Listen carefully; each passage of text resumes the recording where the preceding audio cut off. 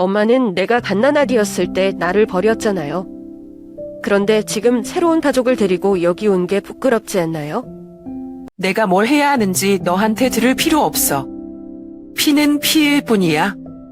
너 같은 아이가 날 가르칠 필요는 없어. 피. 엄마가 나를 고아원에 버릴 때는 그 피라는 게 기억났나요? 나를 건드리지 마세요. 난 엄마에게 아무 빚도 없어요. 안녕하세요. 오늘은 제가 평생 잊을 수 없는 이야기를 나누려고 합니다. 어린 시절 저를 떠났던 친어머니가 갑자기 찾아와 도움을 요청했습니다. 저는 과연 그녀를 용서하고 도와야 했을까요? 지금부터 그 이야기를 시작합니다. 저는 미연입니다. 올해로 30살이 되었어요. 제 삶은 많은 우여곡절로 가득 차 있었는데 3살 때 미국인 가정에 입양된 후 보스턴 교회에서 자라났습니다. 가을이 되면 단풍이 붉고 노랗게 물드는 아름다운 동네였지만 저는 항상 그곳에 완전히 속하지 못한 느낌이 들었습니다. 저를 입양한 가족은 친절하고 따뜻한 사람들이었지만 동시에 매우 엄격했어요. 그들은 제가 미국 생활에 잘 적응하기를 바라며 언어, 옷차림, 서양식 독립적인 삶의 방식을 가르쳐 주었지만 제 마음속 깊은 곳에는 제가 어디에 속했는지 알 수 없는 답답함이 항상 있었습니다. 어린 시절, 저는 항상 어딘가 멀리 떨어진 장소를 꿈꾸곤 했어요. 그 장소는 흐릿한 기억 속에 어렴풋이 남아 있었죠. 시장에서 저를 이끌어주던 부드러운 손, 매콤한 김치 냄새, 그리고 제가 완전히 이해하지 못했던 사람들의 대화 소리. 그것이 실제 기억인지 상상의 산물인지 확신할 수 없었지만 그것이 저의 일부라는 사실만큼은 분명했습니다. 성인이 되고 나서야 저는 한국인이면서도 한국 국적을 갖지 못했다는 사실을 깨달았습니다. 미국인 가정에 입양되면서 저는 한국에서도 미국에서도 완전한 법적 지위를 가질 수 없었죠. 대학 입학을 위해 서류를 준비하고 신분증을 발급받는 과정에서 적지 않은 어려움을 겪으며 저는 강해지고 독립적인 성격을 길렀습니다. 하지만 제 뿌리에 대한 갈망은 늘 저를 따라다녔습니다. 지난해 겨울, 저의 인생은 큰 전환점을 맞이했습니다. 미국 비자가 만료되면서 저는 한국으로 돌아가야만 했어요.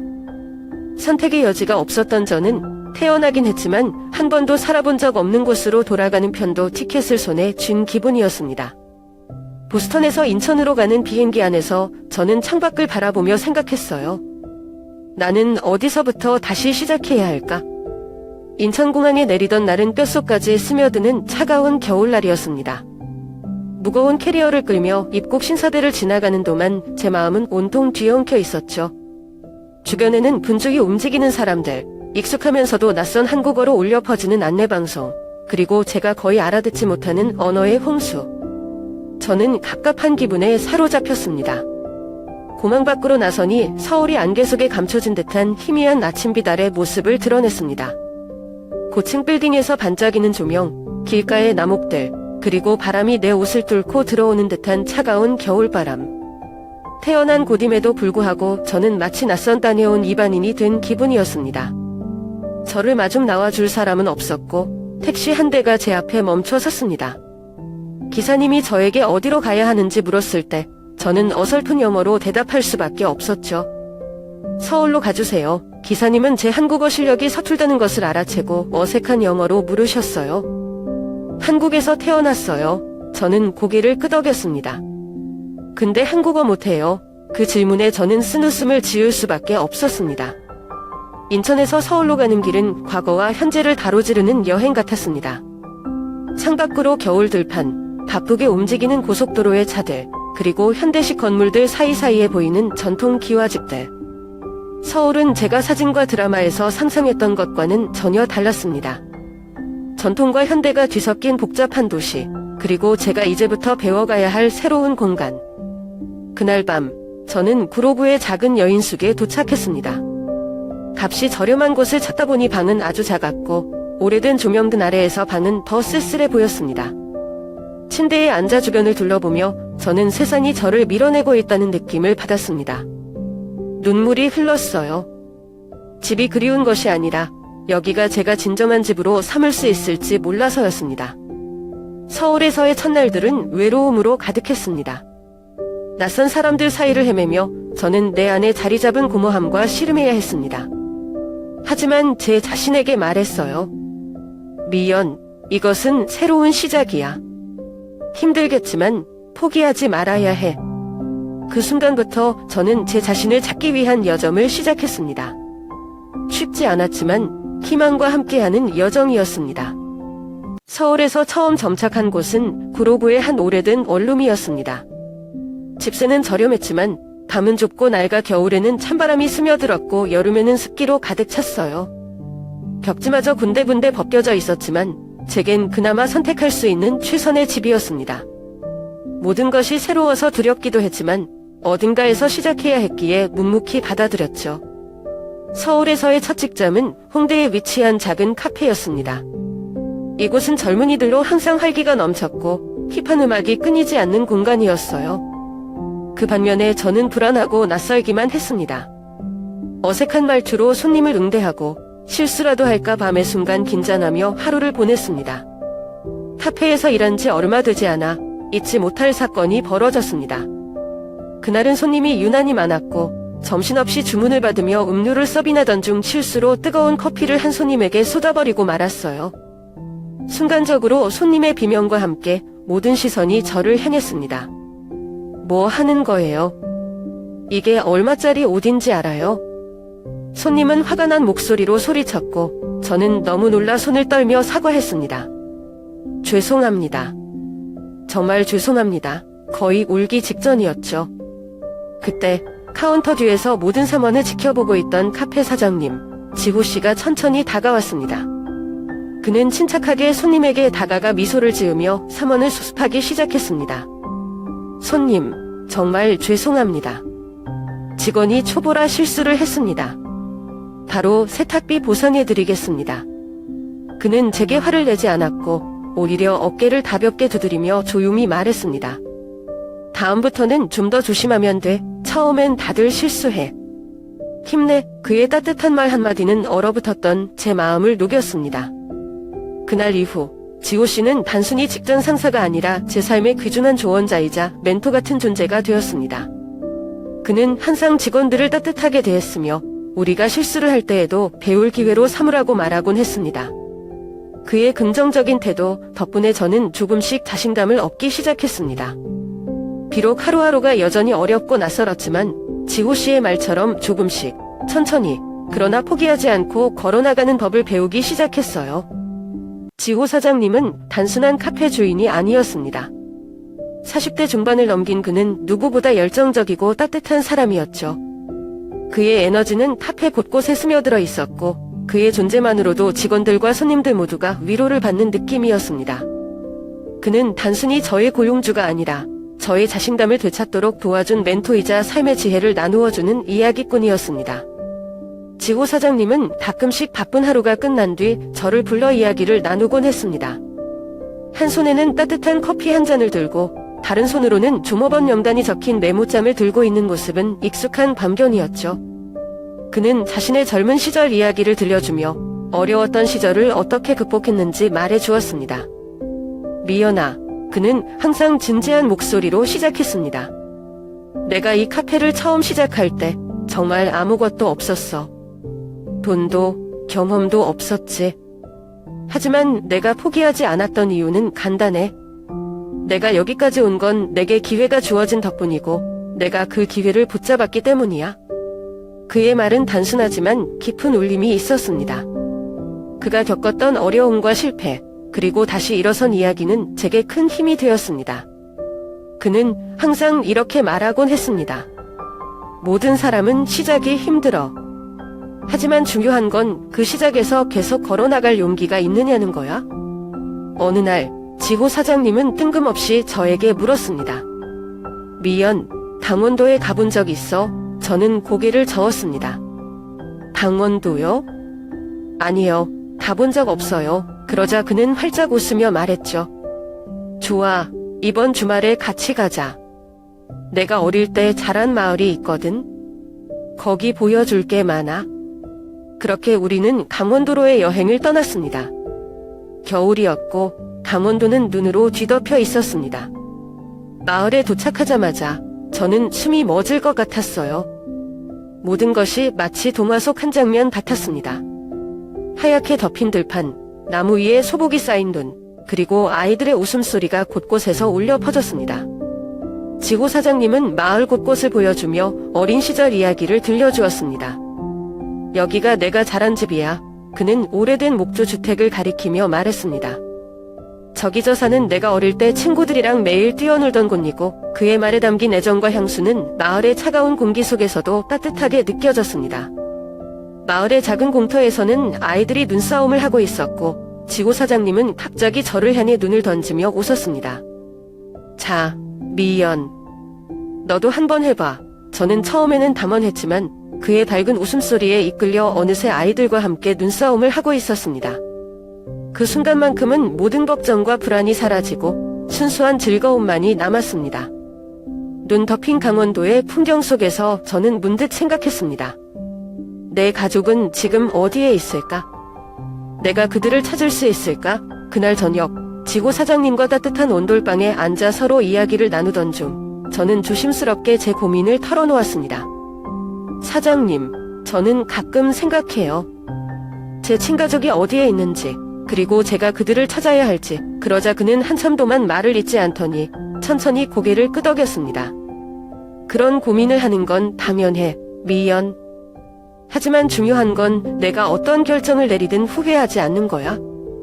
내가 가족을 찾기로 하든 지금 있는 삶을 받아들이기로 하든 그건 너만의 선택이야.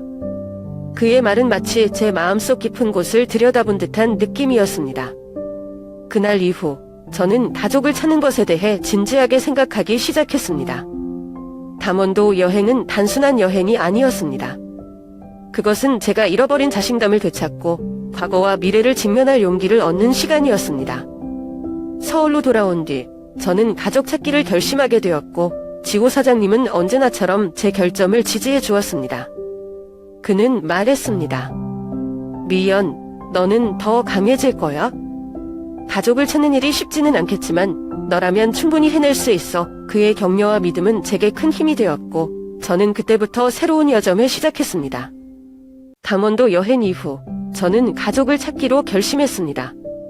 지구사장님의 따뜻한 격려와 조언은 제게 용기를 주었고 그날 밤 집으로 돌아오자마자 가족 찾기에 도움을 줄 수 있는 단체들을 검색하기 시작했어요.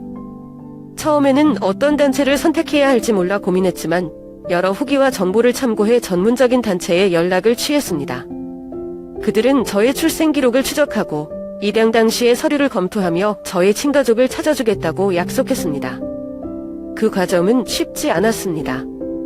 서류가 오래되어 불분명한 부분도 많았고 몇몇 기록은 누락되거나 잘못 기재된 것도 있었어요. 담당 직원과 매주 전화 통화를 하고 필요한 정보를 추가로 제공하며 몇 달이 흘렀습니다. 저는 매일 밤 불안한 마음으로 이메일과 메시지를 확인했고 결과가 나오기를 기다리는 동안 카페에서의 일에 더욱 집중하려 노력했습니다. 하루는 카페에서 일하던 중 사장님께서 저에게 커피 한 잔을 건네며 말했습니다. 미연아, 많이 힘들겠지만 인내심을 가져야 해. 결과는 언젠가 나올 테니 지금은 내가 할 수 있는 일을 하면서 기다려보자. 그의 말에 저는 힘을 얻었고 기다림의 시간을 좀 더 견뎌낼 수 있었습니다. 몇 달이 지나 마침내 단체로부터 전화가 왔습니다. 담당자는 조심스럽게 저에게 결과를 알려주었어요. 미연 씨, 기쁜 소식과 어려운 소식이 함께 있습니다. 어머니를 찾았습니다. 어머니께서 부산에 살고 계십니다. 그러나 그들의 목소리가 잠시 멈췄습니다. 어머니께서 재혼하셨고 새로운 가정을 이루셨습니다. 그리고 안타깝게도 당신을 만나길 원하지 않는다고 하셨습니다. 그 말을 듣는 순간 심장이 철렁 내려앉았습니다. 저는 아무 말도 할 수 없었고 핸드폰을 쥔 손이 떨리기 시작했어요. 그동안 품었던 희망이 산산조각 나는 것 같았습니다. 그러나 동시에 저는 혼란스러운 감정 속에서도 결심했습니다. 만나지 못하더라도 직접 확인하고 싶었습니다. 제 뿌리를 찾아가는 여정에서 도망치고 싶지 않았어요. 부산으로 향하는 기차 안에서 저는 창밖을 바라보며 많은 생각에 잠겼습니다. 새로운 도시를 마주할 생각에 설렘보다는 두려움이 앞섰고 만약 제가 어머니를 보게 된다면 무슨 말을 해야 할지 알 수 없었습니다. 하지만 적어도 그곳에서 제 과거의 한 조각을 직접 마주하고 싶었습니다.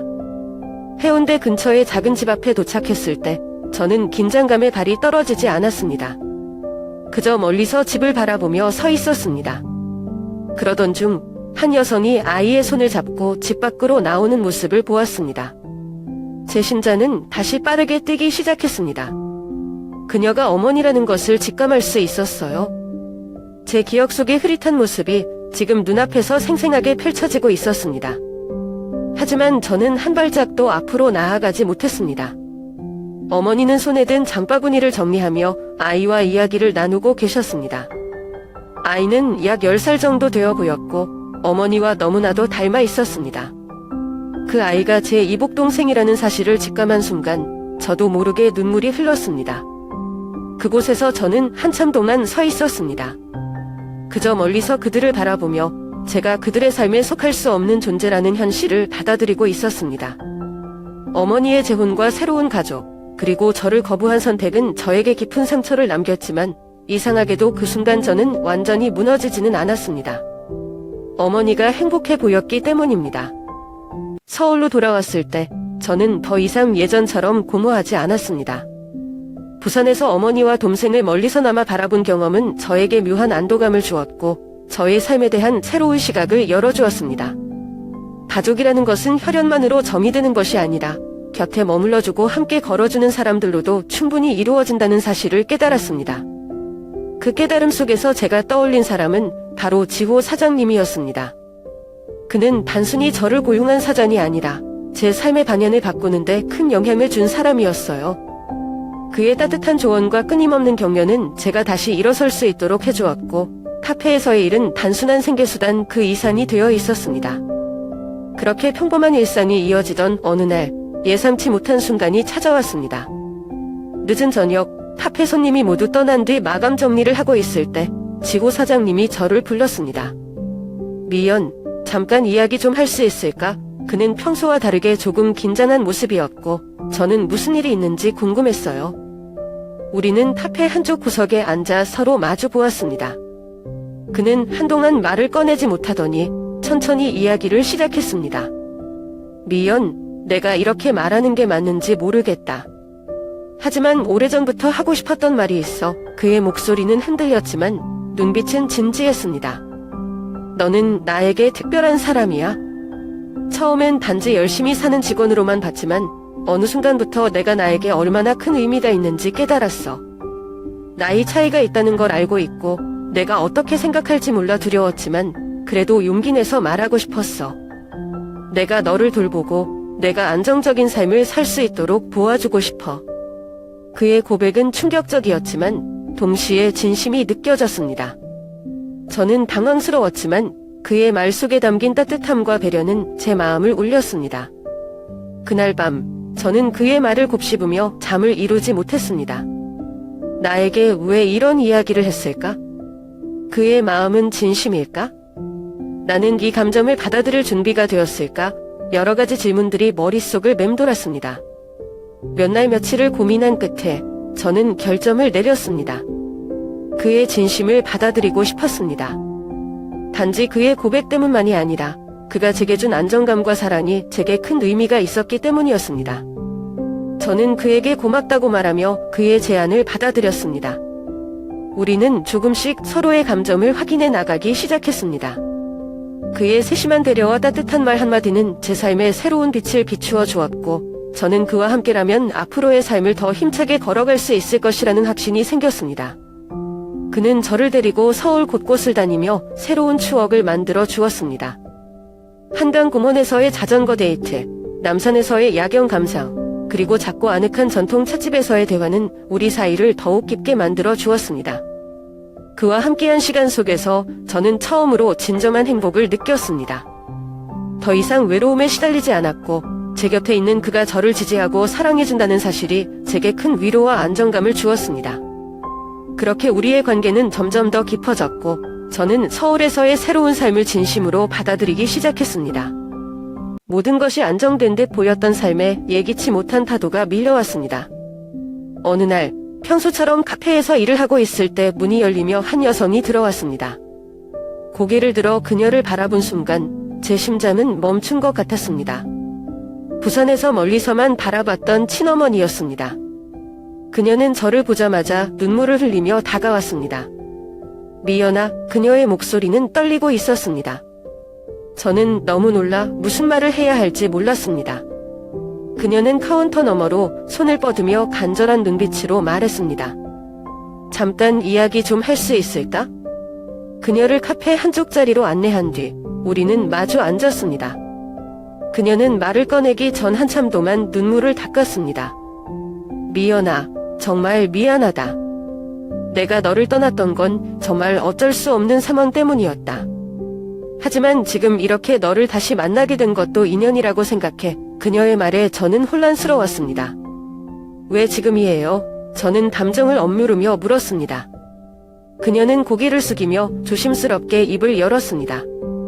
사실 우리 가족이 지금 재정적으로 너무 어려운 상황이야. 남편도 일자리를 잃고 아이들도 힘들어하고 있어. 그래서 너에게 도움을 청하려고 왔어.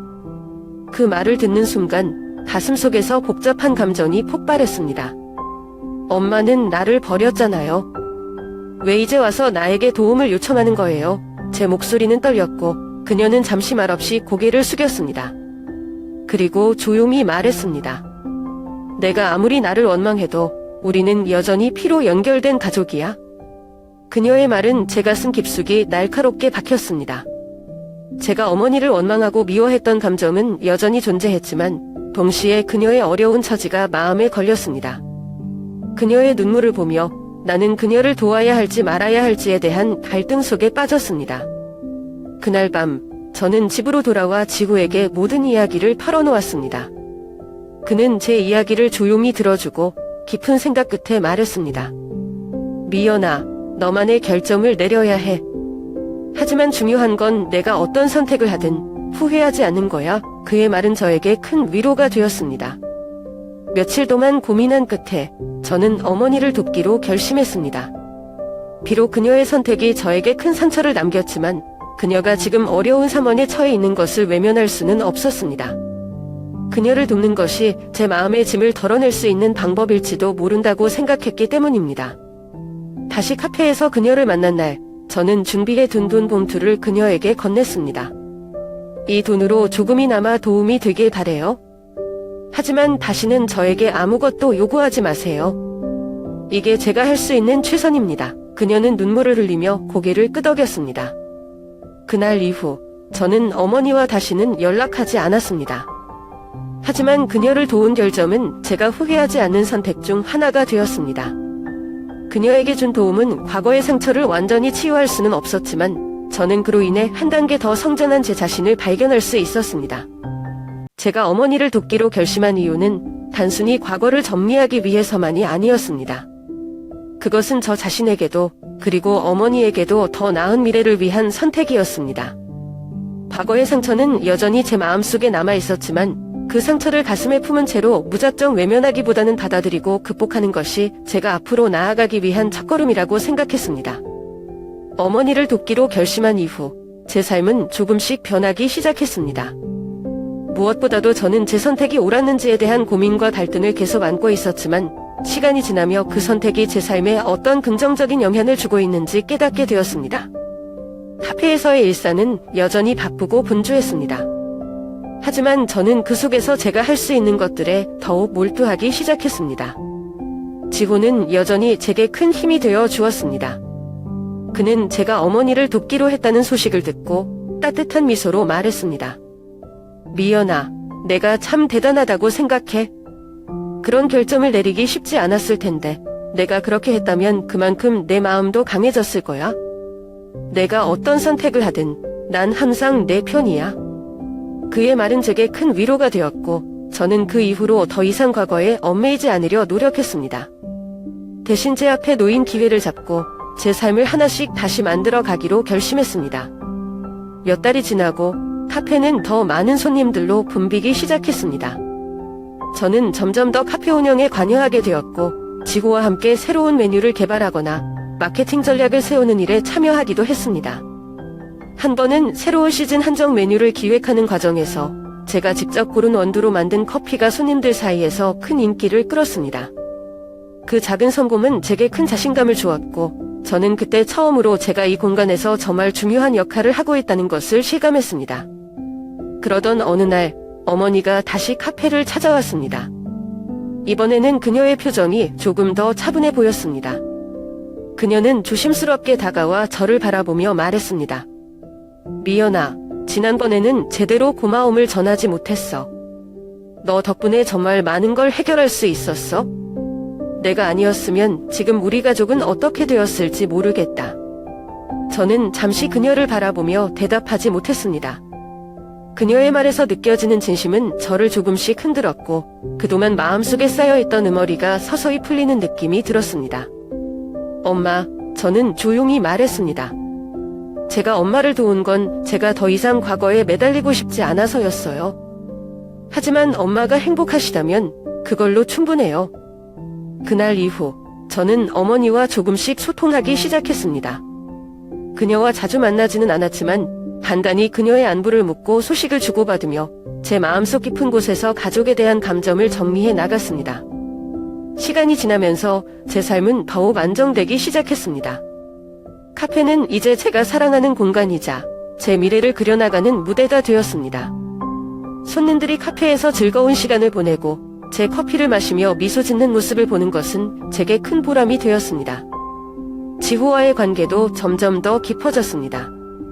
그는 저의 성장 과정을 함께 지켜봐 주었고 제가 힘들 때마다 든든한 버팀목이 되어 주었습니다. 그는 가끔 이렇게 말했습니다. 미연아, 내가 여기까지 온 걸 보면 정말 놀라워. 너는 정말 강한 사람이야. 난 내가 자랑스러워. 그의 말은 제게 큰 용기를 주었고 저는 그의 곁에서 더 많은 것을 배우고 더 나은 사람이 되기 위해 노력했습니다. 우리는 카페 확장을 위한 계획을 세우며 새로운 공간에서 더 많은 사람들에게 따뜻함을 전하기로 했습니다. 그 과정에서 저는 제 삶이 얼마나 변화했는지 실감하게 되었습니다. 과거의 상처를 딛고 지금의 저를 만들어낸 모든 경험이 저를 더 강하게 만들어 주었음을 깨달았습니다. 삶은 여전히 도전 과제로 가득 차 있지만 저는 이제 그것들을 두려워하지 않습니다. 어두운 날도 있었지만 저는 항상 빛을 찾아 걸어가고 있습니다. 그리고 그 빛은 제 삶의 곳곳에 자리 잡고 있음을 느낍니다.